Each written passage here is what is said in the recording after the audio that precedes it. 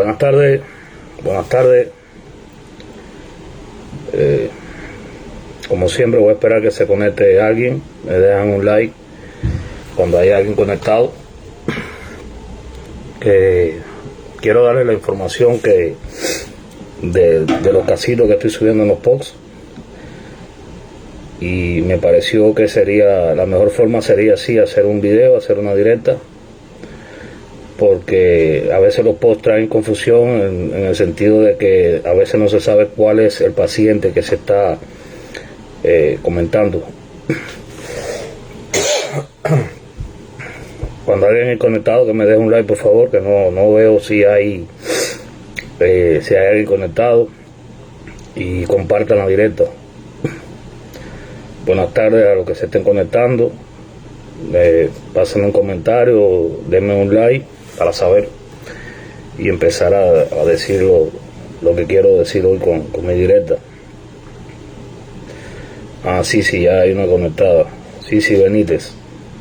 Saludos, sí, gracias por conectarte. Y bueno, si es posible, compartan la directa para que más gente la vea y más gente escuche las cosas que quiero decir al pueblo de Cuba.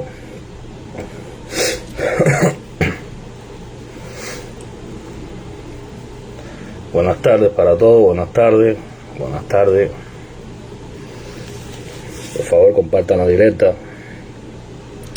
Nada, como vieron, hice algunos posts de diferentes situaciones que se están dando hoy en el tema de salud pública en Cuba, y en este caso donde más nos afecta y nos duele a todos, que es con la parte de la pediatría de los niños, porque realmente, por así decirlo, cuando una persona adulta o una persona mayor fallece, a veces sea por la causa que sea, uno se duele y se lamenta, pero es la ley de la vida. A veces toca partir para que otra vida surja y haya, o sea, es el ciclo de la vida.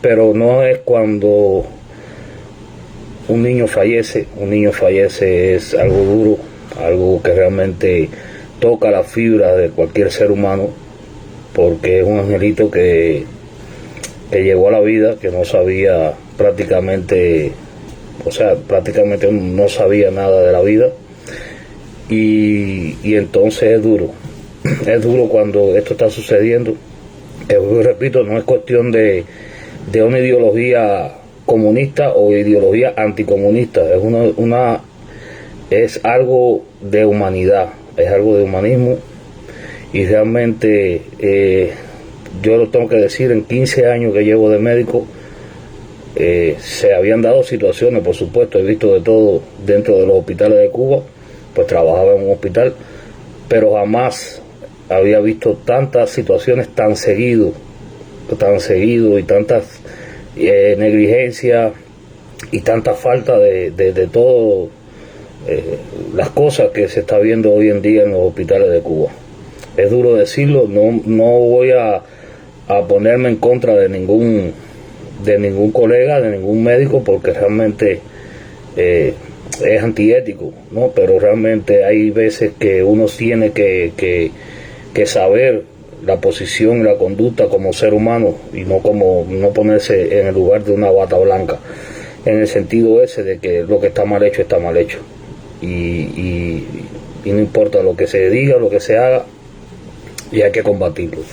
Entonces nada, lo primero que iba a decir es esto, que son dos casitos, dos niñas que estaban implicadas en el asunto del hospital pediátrico, ahora se me ha olvidado el nombre, de Santa Clara, Luis Manuel, creo que es Luis Manuel algo, no recuerdo ahora el nombre del hospital pediátrico de Santa Clara, donde una de las niñas, lamentablemente la que falleció, había sido llevada 5 veces a ese hospital.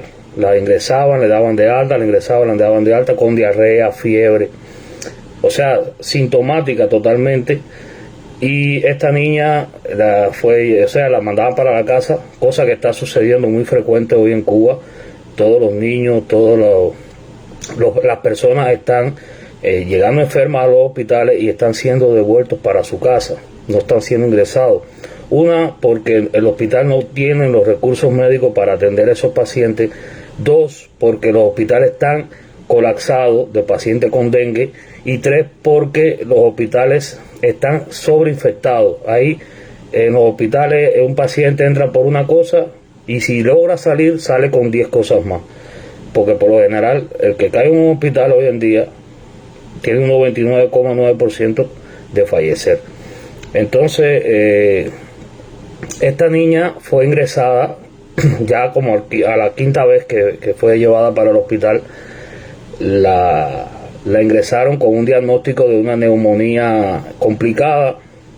La pusieron en una sala que no es la que tiene que ver con lo que tenía, la etiología que tenía, algo respiratorio. La pusieron en la sala de gastro. Bueno, inicialmente ella tenía diarrea, pero si al diagnóstico del ingreso usted la diagnostica como una neumonía, por supuesto que esta paciente dice que no se escucha. No sé, entonces déjenme ver si es el volumen. Ahí está todo bien. ¿Se escucha ahora? ¿Me escucho? ¿Me escucho? Alguien que me diga si me escucho para seguir hablando, para no estar hablando por gusto. Por favor, ¿me escucho? Alguien que me diga si me escucho. Ok. Entonces, ok. Esta niña fue ingresada en una sala de gastro cuando el diagnóstico que tenía era de una neumonía severa. Llegó a convulsionar en la sala de gastro y llamaron a la doctora y la doctora dijo que era mentira, que esta niña había convulsionado. O sea, les dijo mentirosa a la madre de la niña. Si hay si hay alguien que conozca mejor que los médicos cualquier enfermedad o cualquier cosa que los niños, son los padres. Entonces, si la mamá de un niño, si el papá de un niño le dice que el niño está amarillito, que el niño está decaído, que el niño, por muy activo que usted lo vea, por muy de color normal que usted lo vea, usted tiene que escuchar al padre, porque el padre es el que mejor conoce a sus hijos. Entonces esta mamá la llamaron mentirosa y empezaron a hidratar a la niña y a ponerle un antibiótico, creo que fue el Rosefin o la ceftriaxona en este caso, que es lo mismo que y la niña volvió a convulsionar. La pasaron de urgencia para la sala de terapia y entonces ahí empezó a empeorar. Le diagnosticaron un estafilococo y una pseudomonas. Por lo general estos dos gérmenes son gérmenes intrahospitalarios, o sea que yo dedujo que estos gérmenes los agarró dentro del hospital. O sea, puede ser que el estafilococo lo haya cogido en la calle, pero la pseudomonas es un germen intrahospitalar que solamente está dentro de los hospitales. Entonces esta niña se complicó con una sobreinfección dentro del hospital. Le canalizaron una vena por el piecito y parece que estuvo mal la canalización, que el pie se le puso necrótico, se le puso negro, como me refiere la mamá. Y bueno, lamentablemente la niña parece que hizo un paro respiratorio y la niña falleció. Este fue el casito que yo había puesto, que la mamá me había hecho la denuncia. Yo en menos de 5 días después que anuncié lo del observatorio médico, por favor compartan la directa, compártanla en todos los grupos, compártanla en todas las páginas, en todas las plataformas, para que esto llegue al pueblo y sepan a lo que se están enfrentando y sepan en lo que se está convirtiendo realmente hoy la salud, o lo que ya está viniéndose convirtiendo hace años, lo que desconocíamos totalmente de esto. Y muchas cosas uno culpa, por supuesto, en primer lugar de la dictadura cubana, que se ha olvidado totalmente ya del pueblo, totalmente, porque su mayor interés es invertir en negocios de turismo, en negocios que ellos le beneficien, y se han olvidado en cosas de represión para tener coaccionado ese pueblo, y nada que beneficie a esa salud del pueblo. Eso realmente es la realidad hoy en día del pueblo de Cuba. Y donde quiera que me pare, en la tarima que me pare, que me den voz, yo lo voy a denunciar y lo voy a decir, porque yo lo viví, yo lo denuncié desde hace un año que vengo haciendo denuncias Y eso, como todo, ya los que me conocen saben lo que me costó dentro de Cuba. Me costó ser perseguido, me costó ser difamado, me costó ser denigrado, me costó que me expulsaran de la salud, supuestamente por ellos decir que yo estaba denigrando ese sistema, cuando ya ese sistema hace años que ya está denigrado por ellos mismos, porque nada, absolutamente nada le dan a ese sistema de salud pública para una buena atención y una atención digna al paciente. Me han llegado más, que tengo aquí casi 10 denuncias, y por lo general casi todas son de ese hospital de Santa Clara, de Villa Clara, tengo de La Habana. Del dengue tengo más de 30 y tantas denuncias en menos de 3 días, de casos de calles completas que están infectadas con el dengue y van a los hospitales y no hay para hacerle un conteo de plaquetas, no hay medicamentos para bajar la fiebre, no hay de nada en esos lugares, y están los pacientes con fiebre, están sintomáticos dentro de la casa. Así más nunca se va a controlar una epidemia. Posiblemente a raíz de esto se forme una pandemia dentro de Cuba y se pasa entonces a los otros países cuando este paciente con el dengue, pues si decide viajar, pues está infectado. Entonces la otra niña en cuestión, la mamá ya ha hecho varias directas. Gracias a Dios que la mamá logró contactar con algunos médicos, logró contactar conmigo. Yo rápido la orienté, le dije lo que tenía que hacer, cómo tenía que hacer, lo que tenía que decir. Y gracias a Dios esta niña hoy está recibiendo tratamiento, está con un ingreso domiciliario por las mismas características que estoy diciendo anteriormente que está pasando en los hospitales.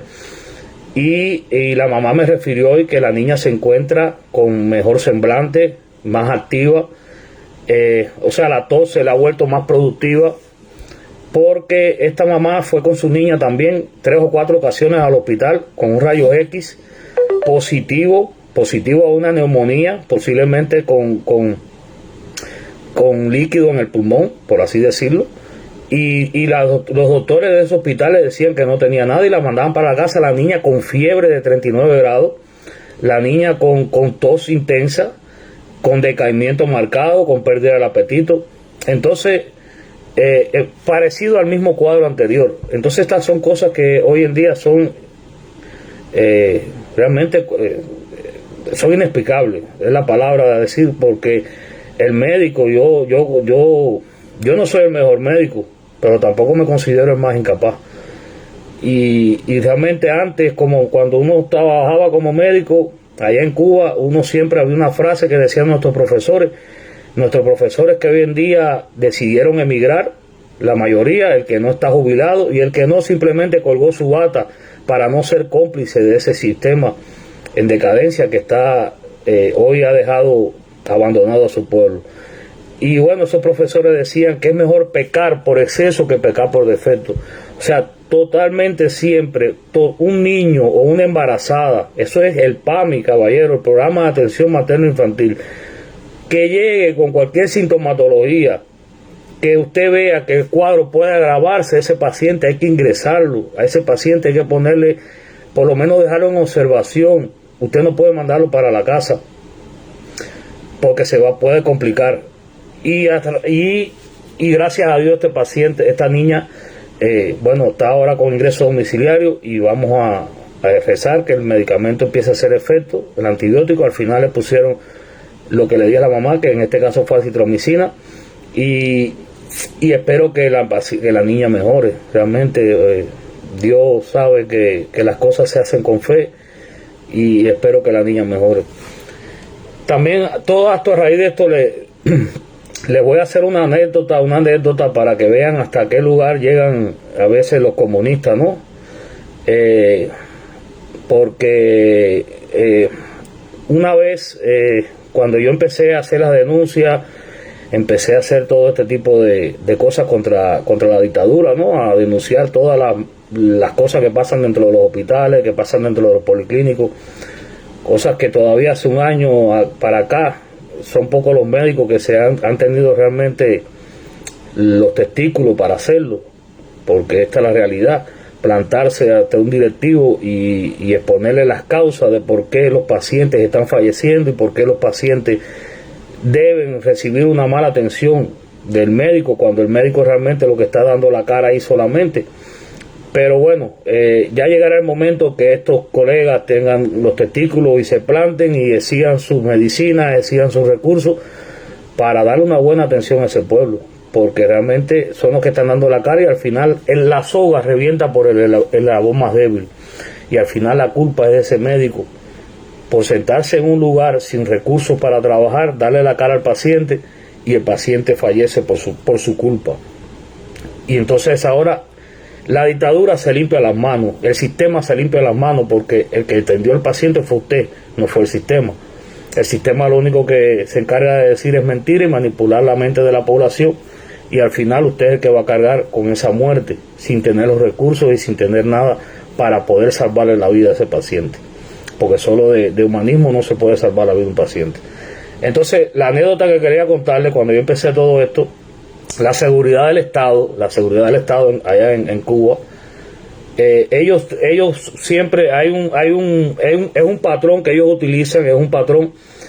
utilizan siempre con todos los que empiezan a pensar diferente, con todos los para ellos dicientes, que son como 30 gente que se encargan de averiguarte hasta las veces que vas al baño, por así decirlo. Ellos fueron a casa de médicos que yo estuve con ellos en la misión en Venezuela. Fueron a casa de exparejas mías de hacía años, de allá de Cuba. Fueron a la casa de ella a averiguar sobre mi vida personal, o sea, sobre todo lo relacionado a mi vida personal y de trabajo. Y en las redes sociales ellos siempre tienen el mecanismo de coger una claria, poner un perfil falso, hacer un montaje, y entonces todas estas mentiras que ellos se van encargando de, o sea, a veces cosas que son verdades, pero la unen con mentiras, las convierten en verdades que la unen con mentiras, o mentiras que le suman verdades para que parezca verídico. Y entonces le van pasando esta información a esta persona que cogen para esto, para tratar de denigrar, de difamar a esa persona, como para ellos así han hecho con todos los opositores realmente. Entonces esta persona se hizo llamar Dayan TP, creo que fue el nombre que él se puso a toda esta información que le pasaba a la seguridad del Estado. Entonces él la publicaba en las redes sociales, y para atacar a mi persona, para denigrarme, para etcétera. ¿Por qué les cuento esto? Porque cuando yo empecé a hacer todas las denuncias, como ellos no encontraban por dónde cogerme, porque realmente, vuelvo y repito, yo nunca he sido el mejor médico, pero tampoco he sido el más incapaz. Y por lo general tengo un buen concepto de por lo menos los pacientes que yo he atendido, los pacientes que yo he visto. Y en 15 años de médico jamás tuve las medidas disciplinarias que tuve siempre fue o porque llegaba tarde a una reunión, o porque no iba a un trabajo voluntario, o porque no iba a un bastión, cosas de comunismo, que yo siempre estuve en desacuerdo con esas cosas, porque para mí, si yo era médico, es realmente una verdadera pérdida de tiempo. Entonces mis medidas disciplinarias eran por eso y no por el trabajo. Pero bueno, como ellos no tenían por dónde agarrarme, una vez que yo estaba para irme para Brasil, para la misión de Brasil, y entonces dos o tres días antes de esta misión para Brasil, había un déficit de médicos en el hospital infantil de Bayamo, y yo soy especialista en medicina general integral.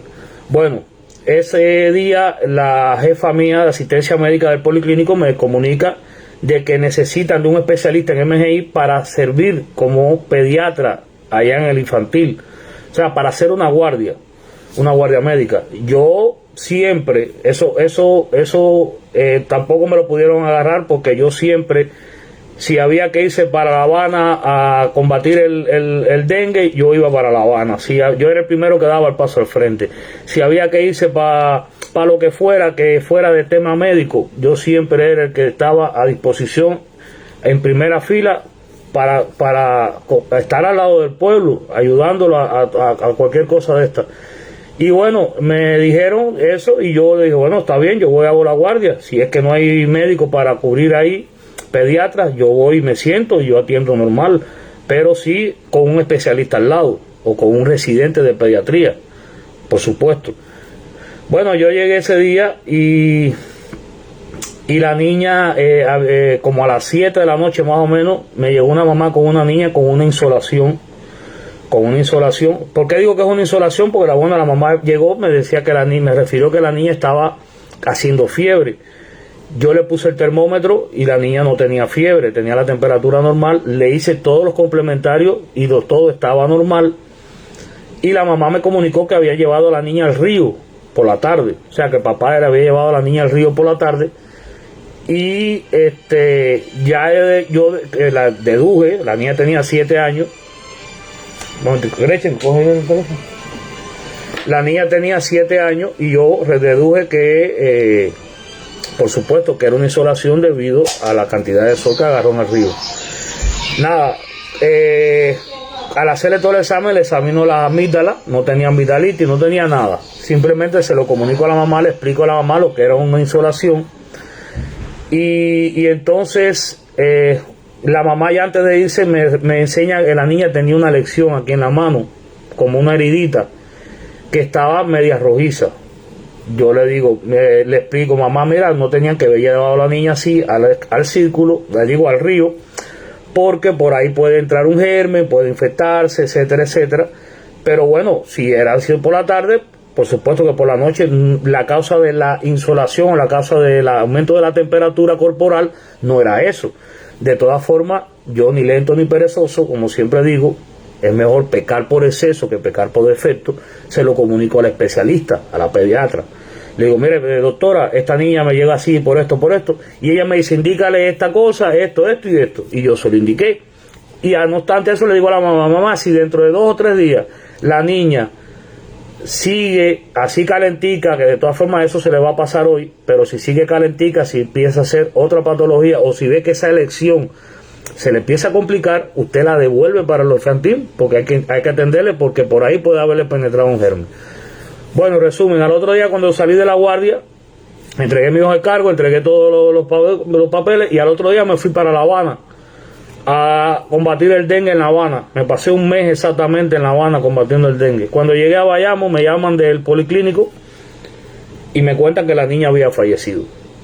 Entonces yo empecé a averiguar el resumen de todo, porque me querían, como yo era el especialista de MGI y los demás eran los pediatras, al final la culpa tenía que reventar por el más débil, pero en este caso yo no era berraco ni era el más débil, porque todos los demás pediatras tenían menos años que yo como médico, y yo rápido, ni lento ni perezoso, yo fui a buscar un abogado y fui a discutir mi caso, porque entonces me dijeron, no, tranquilo, que ya todos los implicados fueron sancionados y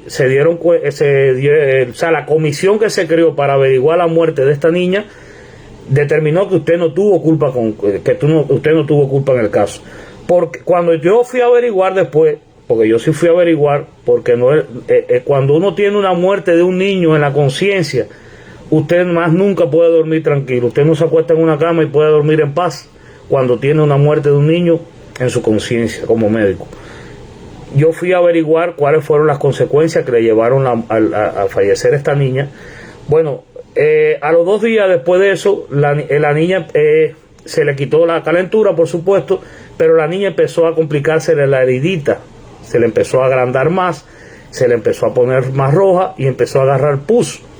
La mamá llevó a la niña con un pediatra retirado de su barrio, y el pediatra le dijo, mira mamá, eso puede ser una piodermitis, tienes que llevarla para el infantil, porque la mamá le contó lo que yo le había dicho, etcétera, y dice, no, ok, llévala hoy para el infantil, para que entonces ya no es por la calentura, porque la niña no estaba caliente, es por esa lesión.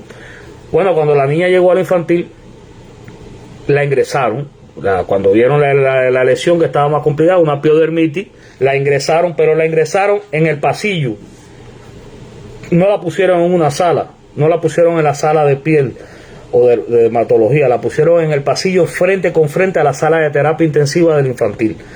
Ahí la niña, según me refieren, estuvo casi 5 días, después que la ingresaron, 5 días sin tratamiento, no le pasaban visitas, y un médico de la guardia a los 5 días que va pasando ve su estado de salud, o sea, la niña estaba decaída, estaba somnolienta, estaba estuporosa, y la pasan urgente para la sala de terapia, porque estaba enfrente, estaba en el pasillo.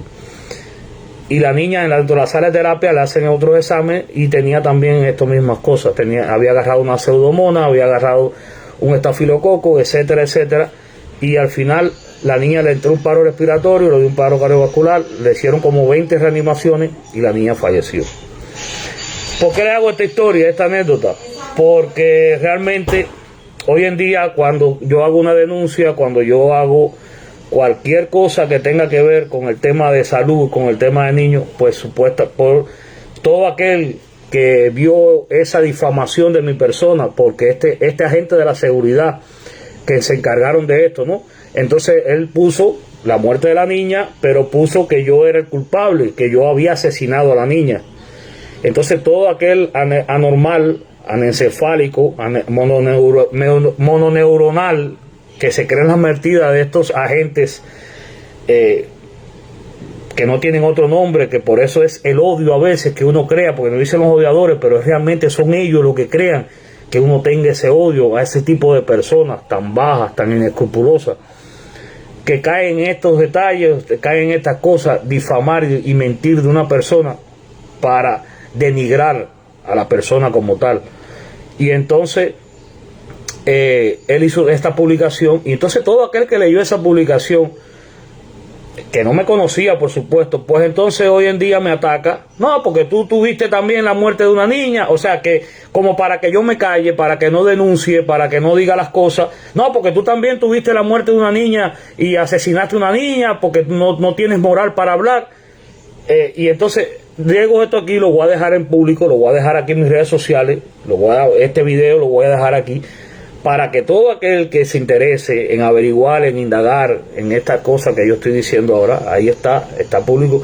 Y yo en mi expediente, cuando me lo entregaron, cuando ellos fueron a mi expediente para poder expulsarme de la salud, por ser anticomunista, por ser antidictadura, por ser antinegligencia, entonces ellos encontraron que mi expediente no tenía nada por dónde cogerme.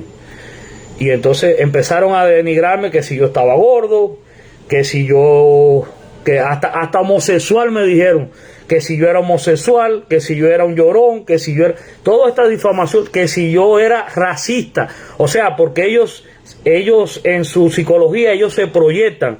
Aquí no hay más aquí no hay más nadie que una persona homófoba, que hay una persona racista, que una persona desfachatado que los comunistas. No hay persona más que tenga más defectos que una persona comunista, porque una persona comunista no puede ser una gente normal, no puede ser una gente normal que vea lo que está pasando hoy en día bajo ese sistema totalitario con el pueblo y que todavía siga defendiéndolo y que todavía siga creyendo sus mentiras y sus manipulaciones con aquellos mismos que hoy están dando la cara y alzando la voz por ese mismo pueblo. Entonces tú no puedes tener algo, si tú eres anticomunista, si tú eres antinegligencia y hay alguien que está denunciando, que está alzando la voz, entonces tú te vas a convertir en cómplice de ese que está mintiendo, que está difamando de esa persona. ¿Entiendes? Porque cada cual, yo lo digo, el enemigo de mi enemigo es mi amigo. Porque además en eso se basa la democracia. No tenemos que pensar diferente, no tenemos que pensar igual, mejor dicho, no tenemos que pensar igual para ser amigos. Simplemente tenemos que pensar diferente, pero respetarnos. ¿Entiendes? Y entonces tú tienes que respetar como yo pienso, o mi forma de combatir la dictadura, como mismo yo respeto al que a mí me sirve, el que diga abajo Díaz-Canel, a mí me sirve con el objetivo que sea, si es en fin beneficio personal o beneficio de la población. Mientras diga abajo Díaz-Canel es un cingado, esto es una dictadura, ese me sirve, ese está conmigo, porque al final el objetivo es el mismo, que es tumbar esa dictadura que hoy está asesinando al pueblo. Entonces es lo que quería decir por aquí, es lo que quería desahogarme a raíz de la muerte de la niña, porque aunque ustedes no lo crean, a mí me inundan el teléfono de mensajes positivos, pero igual me lo inundan de mensajes negativos. Simplemente yo a los negativos, antes yo agarraba lucha, le empezaba a responder, le empezaba, Pero ya no, ya yo agarro, cojo, bloqueo, y si es un comentario en público se lo elimino. Y ya, y yo no, porque no puedo estresarme. Y realmente de corazón le digo a esa familia que perdió a esa niña hoy, porque yo tengo hijos, que realmente yo le mando mi más tierna condolencia, porque realmente a veces yo lloré, yo tuve que llorar cuando yo me enteré de la noticia. Por eso a lo mejor me dicen el llorón, los comunistas, las clarias me dicen llorón, porque realmente, porque tengo sentimientos, porque soy humano, y por eso tengo que llorar. Y no quiero ver que ningún hijo mío que están dentro de Cuba caiga en una situación de esta. Realmente yo creo que si a un hijo mío hoy en día le pasa algo, Dios no lo quiera, yo creo que agarro un avión y voy y le meto una bomba ahí en la cabeza de Díaz-Canel, se lo juro de corazón.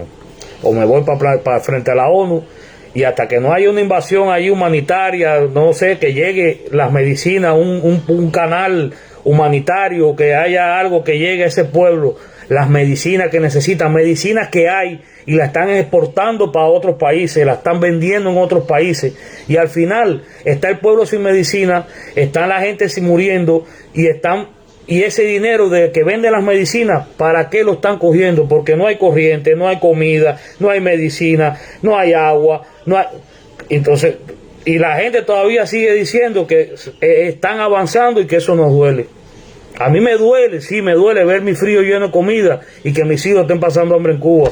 Eso sí me duele, ¿entiendes? Me duele ver que aquí yo, con el trabajo de un día, trabajando en un día, con un día de trabajo, voy a la tienda y compro la comida de un mes. Eso es lo que a mí me duele. Entonces, realmente, pero bueno, nada, seguimos denunciando, seguimos haciendo. Por favor, comparta la directa, que llegue más gente. Ahí está mi WhatsApp es público. Todo aquel que tenga una denuncia que quiera hacer, me la envía al WhatsApp. Yo siempre la compruebo, yo siempre la corroboro. Y si está a mi alcance un diagnóstico médico, si está a mi alcance un análisis médico, si está a mi alcance estar al pendiente de ese paciente, como he estado al pendiente de cientos de pacientes desde que emigré o estando en Cuba, yo a veces ni dormía, yo a veces me pasaba la madrugada despierta, la gente escribiéndome, diciendo: médico, me tomé la pastilla y me dio esto, ¿qué tomo?